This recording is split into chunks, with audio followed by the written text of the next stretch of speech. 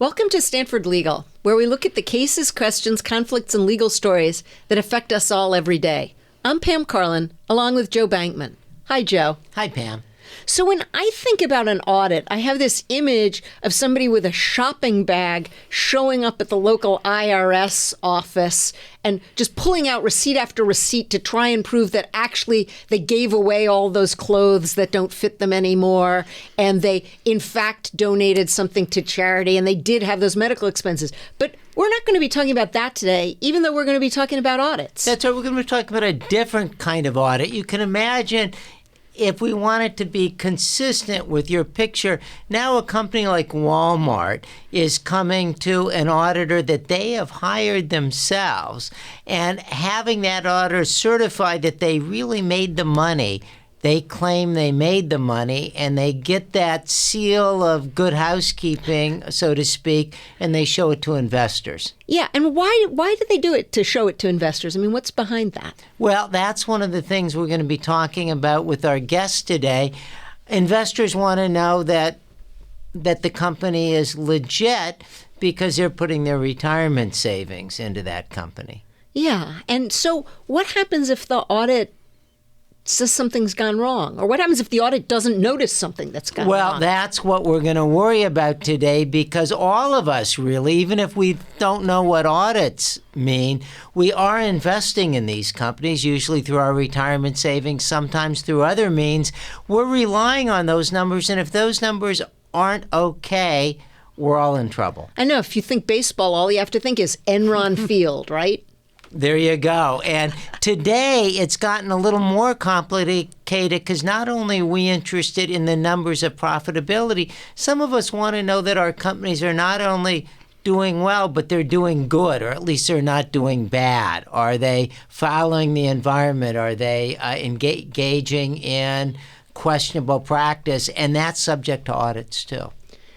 So it's a big topic. It's a big topic, and we're lucky today to have Colleen Honigsberg walk us through it. Colleen is a colleague of ours, a graduate of Columbia Law School and Columbia Business School, and unlike the rest of us, she's actually been a working accountant, so she knows from where she speaks. Her insight onto auditing and corporate affairs in general has been talked about in places like The Economist, The Wall Street Journal, The New York Times. So we know she's been audited, so to speak, and is a real deal.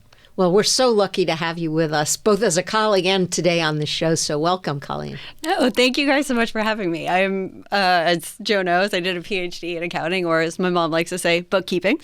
So I'm very excited, and I'm always excited to discuss accounting. I'm just really surprised that there are enough people interested in auditing that we can actually devote a half hour to it. So, well, we are looking forward to that. So could you explain to us, what exactly is a corporate audit?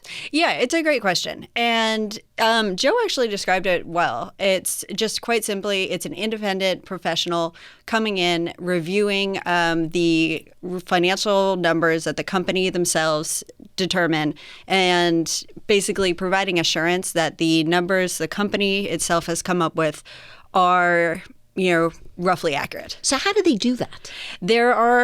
So for financial audits, it's a very specific set of protocols that the auditor needs to follow. And there are very specific standards. They will come in, they select a certain portion of transactions, certain portion of assets, and then they go in and the stereotype is like the accountant who goes in and counts the number of widgets in inventory and says, okay, they, claim there are 1,000 widgets. I counted 999. They also will check bank accounts. They check invoices. They go through contracts. Basically, try to understand the company's big picture, how they make their money, and confirm that money's there. And this is $1 million, tens of millions of dollars of operation with respect to our biggest companies. Yeah, it's very expensive. They not only will do. A lot of the audit firms do not just the traditional, let me certify or assure that your financials, are correct or I shouldn't say correct, are free of, quote, material misstatements. But they also do things like, well, you have poor internal controls. How can we help you fix that? And so the classic example that I give for internal controls is something that, I mean, anybody who's working your company has probably been subject to this. You have a hacker who goes in and finds out a company's supplier. And then they email the company and they email the controller, let's say, and they're like, oh, you owe $6 million to this supplier. Here's this is our new routing number. And it's not actually the supplier, it's just the hacker. Yet the controller assumes that email is legitimate, pays that hacker, and is now millions of dollars poorer. That company had poor internal controls. They should have actually contacted, the legitimate supplier to confirm that the email was real. You know, Pam, I have poor internal controls. I'm going to confess that right away. But I don't have the $6 million. So if you're listening to this, don't try it on me. Colleen, I want to change focus a little bit and now talk about something you've written about, which is a lot of our companies have significant operations elsewhere, namely China. And if a U.S. company like Walmart or Apple has operations in China, does a U.S. auditor go in there following the U.S. protocols, or who audits these companies? Yeah, it's a great question. And Marco Rubio has also written about this, along with some of our other senators and congressmen. What happens is that the U.S. auditor will have an affiliate overseas, and they, That's another outsource. company that's also an auditor? Yeah, and they will outsource the work to that overseas affiliate. So it's very common for a multinational firm to use, they only have one auditor that signs a financial statement, yet they'll frequently use 5 to 10 other sort of so-called component auditors, which are legally independent auditors that are just in different countries. And who pays for these audits? So the shareholders. So the company pays for it, and ultimately that's the shareholders. But I wonder, does that mean that the people who are paying the audit, that the auditors are being paid by people who have an interest in the auditor saying this is all great? It's a great question. And I think one of the issues that we always struggle with is what are the auditor's actual incentives? Because if you, prior to investing in a company, you want the financials to be rock solid. You want to know what's there is really there. But once you're already invested in it, there is a conflict that, maybe you actually don't want misconduct or sort of a problem to arise, because if it does arise, the stock price is going to tank. So it's, it's a great question, because on one hand, the auditor is definitely supposed to be incentivized to provide their highest quality work and produce as much as they can. On the other hand, they're opposing forces. This is Stanford Legal, and today we're talking about corporate audits with our colleague Honigsberg. Joe? Colleen, you've been talking about the conflict of interest, and I want to maybe put that in the background and come back to that, though, before we finish today. Let's continue on our kind of international journey, because we have all these component auditors, and whatever the conflict of interest is in this country, you've written that the component auditors, particularly auditors from a place like China, might not be up to snuff. Yeah, so there's a lot of evidence that companies that rely more on these component auditors, especially if you have a lot of component auditors, in China or other places with notoriously problematic audit quality, are more likely to restate. So what does restate mean? It means that your accounting numbers were incorrect. And you now have to, chances are, theoretically, maybe you reported profits that were too low, but chances are they were too high, and that you now have to write them down. And so restate means you come out with another financial statement. Exactly. Okay. And there are tons of anecdotes of problematic issues in China. For example, some of my friends who were auditors there have told me there would be a day where it would just be poor air quality, so they just wouldn't audit. They just wouldn't go out. There was another one of my friends said that she had 3 different audit clients that all used the same building. And the building just had a different name on it, depending on the different audit client. And they were just supposed to go look on the building, look at, see it was owned by X company, and then they would just replace the name of X company. So 3 different companies were claiming to own the same building, and because auditors went and just looked to see that the physical property was there. Wow. There was also, like, when you check, say, assets in a bank account, you look and, theoretically, you should check that the assets are there at a time where the company doesn't know exactly when you're checking. In China, it's common that they'll say, okay, you have to check on this bank on this day, and you have to talk to this person. So, it's worrisome. I kind of wish that we could do that with the IRS, huh? Just tell them exactly what to check and when. And I don't worry about that at all because I'm honest. How important is China for companies? Like a company like Walmart, I think of them, they're located, I think, in Arkansas. Do they do a lot of stuff in China? Mm-hmm. They have a significant overseas, a bunch of warehouses there. So China and Mexico, they have huge operations in both countries, and so maybe 5 to 10% of their audit hours, you could say, are in China. Same for Starbucks. They have huge overseas presence. Yeah, I actually found the Starbucks in the Forbidden City when I was in China for a meeting. It was really cold, and we were really desperate to find it.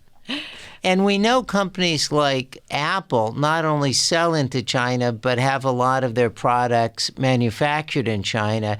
So in theory, when we look at, say, Apple's financial statements, a lot of those financial statements are actually relying on auditors in a country that isn't necessarily supplying good auditors. Definitely. And those auditors, I think China gets a lot of the focus because first, it's China. And second, we have a lot of our companies have huge operations there. Also because they're very restrictive. They consider audit work papers trade secrets. So not only are they relying on a sort of country that has poor audit quality, they also are not able to see the actual work papers from the audit here in the U.S. So they just get a statement from their Chinese affiliate that says, looks good to us, without any kind of underlying documentation. That's the worry. Now, if you're a good auditor in the U.S., it's common that they will maybe embed somebody from the U.S. team into that, into the overseas operations if they're worried about something like that. But there are examples where they've done exactly that. They just sort of take the checkbox and say, "Oh, it looks good," which doesn't inspire a lot of confidence. Let's go back. Thank you. Let's go back now to something you and Pam were talking about.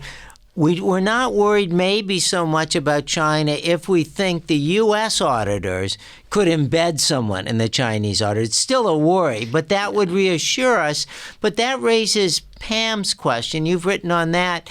How about the U.S. auditors? They're paid by the company they're auditing, creating seemingly an obvious conflict of interest.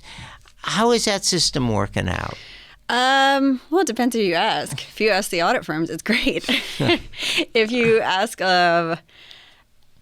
somebody who's been at a company that, like Enron, it's certainly not going so well, who lost all of their retirement when the company crashed and felt like basically the auditors, because the company managers are the ones who hire them, felt the auditors were beholden to managers rather than their true clients, which are supposed to be the shareholders.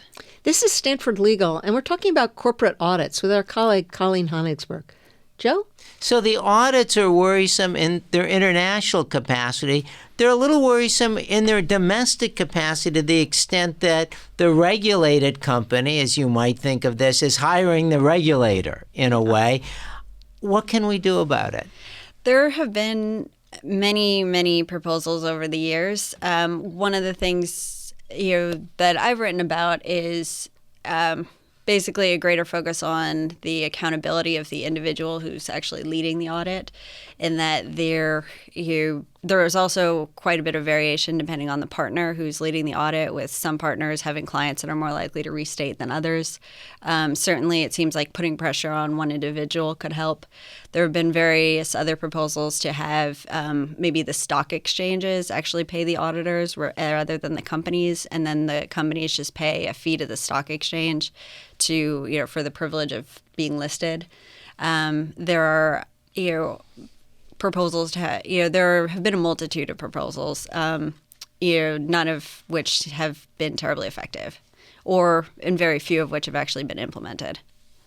Yeah, one of the things I think is there was a big 8 at one time. Yes. There were a lot of auditors for corporations, and that's kind of changed. Could you describe a little bit what kind of happened there? Yeah, so I think even when you say the big 8, it's not clear everybody would agree that would be a lot. Because once you have an auditor-client relationship, it's very sticky. So regardless of how many auditors are out there, you don't see a lot of transitions. But we used to have 8, and then we had some mergers, and then we got down to 5. And then one of them collapsed with Enron, and now we got down to 4.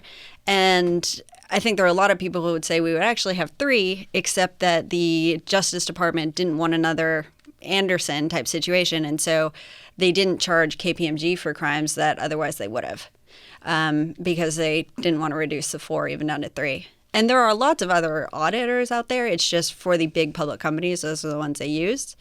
Actually, though, if we're talking about sustainability, there you have a whole slew. There are like hundreds.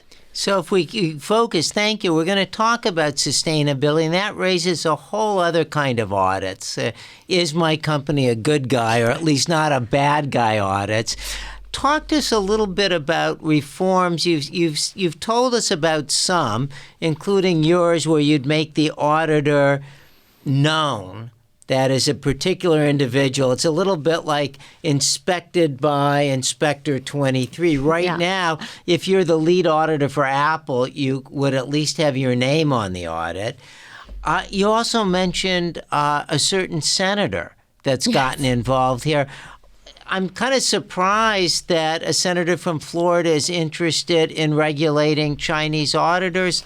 Tell us about that. Well, he's pretty protectionist. And so the issue there is that he wants to delist companies that have auditors that are not inspected by our PCAOB, where our PCAOB is our accounting regulator. So I think that one is a sort of political protectionist move, but it's, couched in terms of investor protection that if we can't rely on these audit firms, they shouldn't be auditing our companies. The interesting thing about that, though, is those audit firms, where he would delist the company, those are the same audit firms that are auditing the, Chinese portion of Walmart. They're not the lead auditor there, but they're still involved. Would legislation be a good idea? Maybe there's mixed motives for Rubio, but... I would support it. I would say, though, it would have been more effective if they had incorporated, or if they do incorporate it in a trade deal with China to try to, get it done in terms of legislation. I think the concern is that you might just have companies that move from one exchange to another, and that might move from like a U.S. exchange to a Hong Kong exchange, and then, our investors can still buy them there.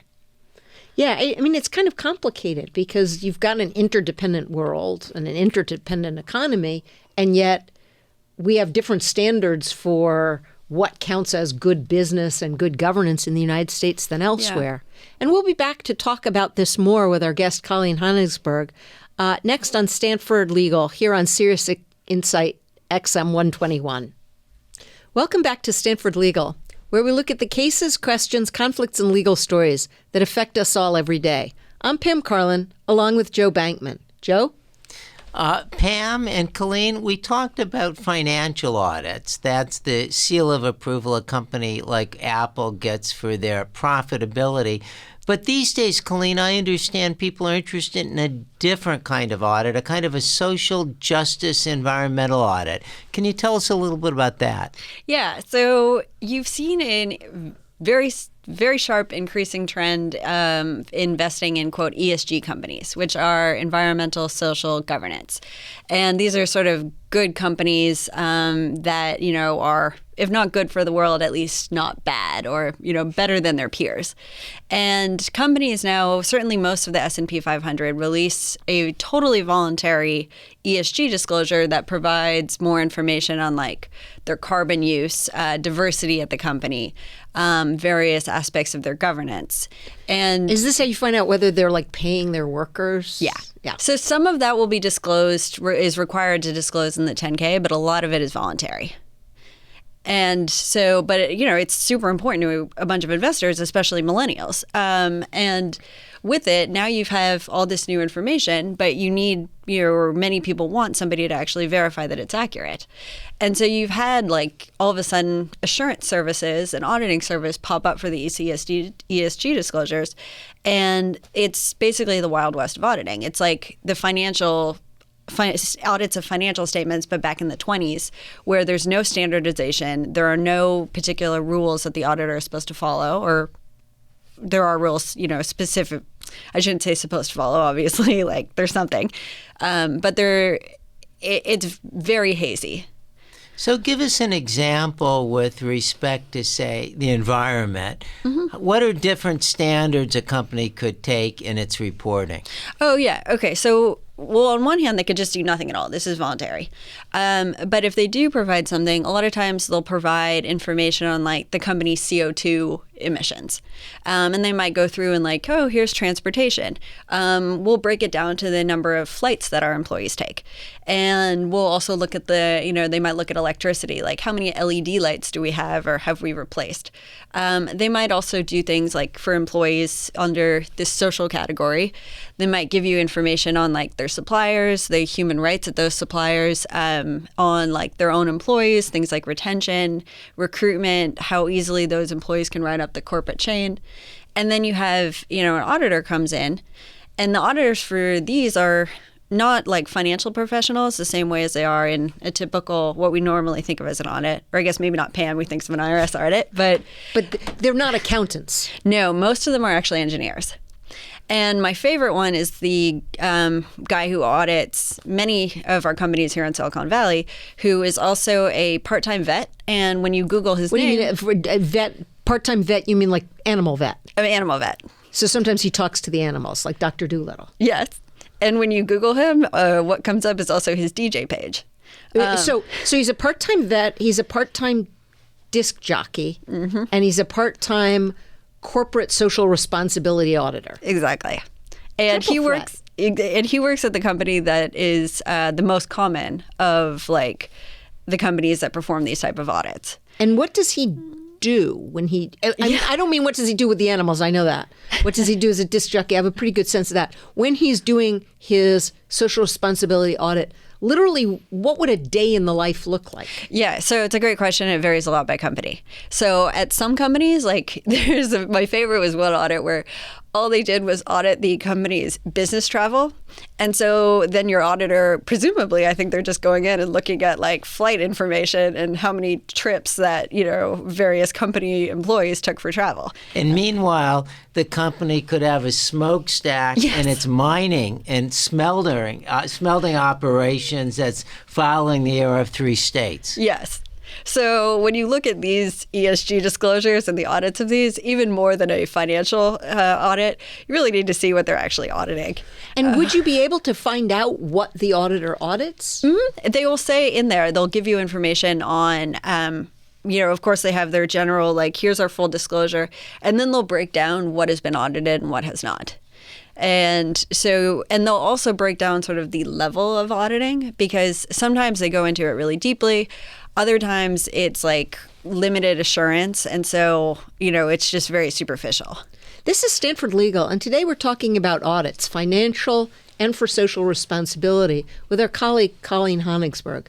Colleen, what you're telling us is that the quality of the auditor is going to vary greatly in this. Although I think anyone that sees animals, spins records, and audits might be a pretty impressive guy. But also there's no standards about what you ought to look at for the environment. So that even if you were responsible, there's no way to really compare one company to the other because they're reporting on different metrics. Yeah, so it's a great point. No, there are various international organizations with standards, but the auditors don't always follow them. And they don't sort of conduct in accordance with those. Also, even if they try to, these disclosures are, for the most part, voluntary, and so they're not standardized across company. So instead you have, a lot of people, especially millennials, who are investing based on these, ESG ratings that are just not comparable from company to company. And So this may be a little outside your area, but if somebody wanted to be sure that they were investing in companies that were socially responsible, should they be trying to figure out these companies from these audits, or should they just be buying into funds that claim to... Yeah, the funds are doing the exact same thing. Wow. So the funds are also there are all these companies that come up with these ratings, and then they'll give maybe like, oh, this company got an A, this one's a B. But they're all relying on the same underlying data that's disclosed by the company. And then, some of these rating agencies might have additional surveys and that sort of thing. But ultimately, they're relying on voluntary information that much of it is not going to be comparable, and that most of it is not audited. So unless the government came up with a list of these are the things you have to have in your list, the lists are just going to be comparing apples and oranges. They're definitely comparing apples and oranges. One approach has been, something we've seen, there are also lots of information in just regular financial statements that's important to users or to people, like maybe the number of users or whatever, that may not be included in a typical audit, but that shareholders will ask the company to audit. So you might see something like that where shareholders are asking companies to actually standardize these ESG metrics and to get them audited so that they can actually rely on them. So that would be like the big shareholders, something like CalPERS or state retirement funds and the like. Yeah. And I mean, any shareholder basically most of them can submit a proposal and request it, but and then this will go on the ballot and people will vote on it. And so maybe we'll see something like that. In this administration, I can't see the government coming in and standardizing this. Could this be something, though? I think a lot of our listeners and viewers, much as they might like us and our guest Pam, have in their minds, well, academics don't do really useful things. But is this something, Colleen, that by talking about and writing about, you're kind of sowing the seeds, building a constituency of people doing something about it? For example, maybe there'll be a better rating agency, or there'll be a move among big shareholders looking at your scholarship. I mean, certainly I think that's the hope of all of academics, right? But I mean, I would hope so. I think what we're eventually going to need to do is somebody needs to come up with a framework for what this should look like, which right now, imagine the category social. Like, think of everything that could go into that. From first, let's start with employees, and then, training, retention, promotion opportunities, diversity. And then if we're looking at do we only care about the company or do we care about their suppliers? Okay, if we care about their suppliers, we probably have some human rights concerns. And this, you can imagine, this just goes on and on and on. And also for the environmental, also for the governance, if you don't always know what's good and what's bad, you don't know how to measure it. So the first step, I think, is just to figure out what we even want this to capture. And this is something that you're doing, and that's why publications like the New York Times and the Wall Street Journal and the Economist are kind of alive to your work. And it seems like in the future, more and more people are going to be alive to this issue. I think it's going to be important really to all of us, because we're going to want to make sure that our companies that affect our lives in such a deep way are, doing good as well as doing well. So thanks so much for being with us today, Colleen, and thanks to our listeners for joining us on Stanford Legal here on Sirius XM Insight 121.